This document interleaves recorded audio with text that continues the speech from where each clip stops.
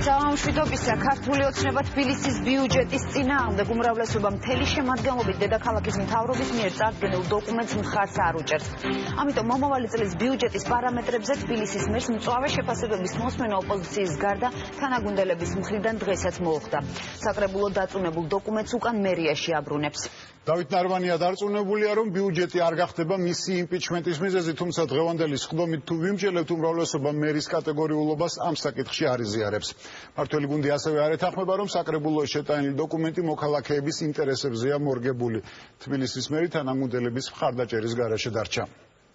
იმედია რომ გათვალისწინებული იქნება ჩვენი შენიშვნები. აი თუ არ იქნება გათვალისწინებული, ამ შემთხვევაში მე ვისაუბრობ. გუშინდელი ხმაურიანი განცხადების შემდეგ თედო კობახიძეს დამატებითი განმარტებების გაკეთება ჯერ სხდომის დაწყებამდე, შემდეგ კი სხდომათა დარბაზში მოუწია.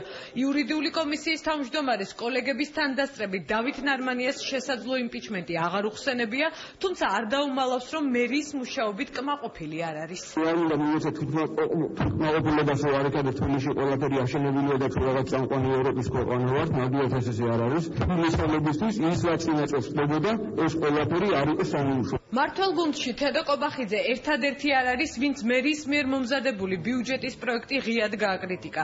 საკრებულოს ფრაქცია ქართული ოცნების მთელი შემადგენლობა მთავარ საფინანსო დოკუმენტს მხარს არ უჭერს, თუმცა უმრავლესობის დანარჩენი წევრები იმის შესახებ ღიად არ საუბრობენ, გახდება თუ არა ბიუჯეტი ნარმანიას იმპიჩმენტის საფუძველი.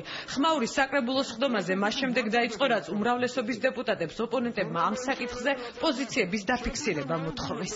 ნარმანიას გადადგომის მოთხოვნას თავის ძოზე არ შემოუერთენ არ ჩვენი კოლეგები, შემეზე ასე ვთქვა ოპოზიციიდან, თუმცა დღესაც ისინი ამ მოსაზრებას იმეორებენ და ეს არის მოსაწონია.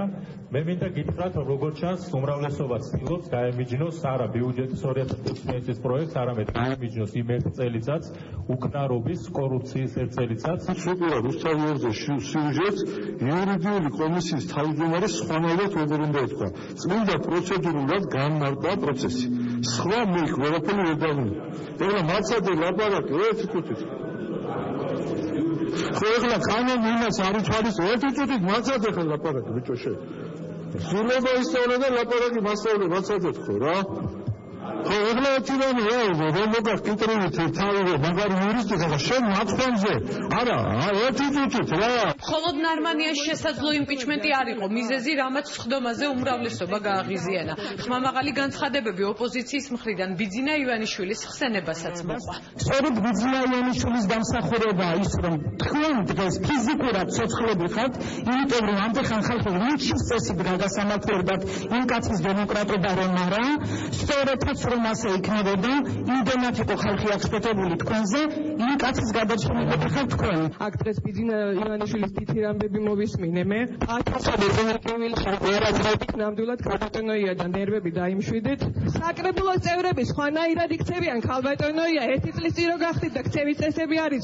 მინდა რომ მოგიწოდოთ, რომ ქცევის წესები დაიწყო საკრებულოს სხდომაზე. ხმაურიანი განხილვის მიუხედავად ბიუჯეტის პროექტი უმრავლესობის გადაწყვეტილებით მერიას არაერთი შენიშვნით დაუბრუნდა.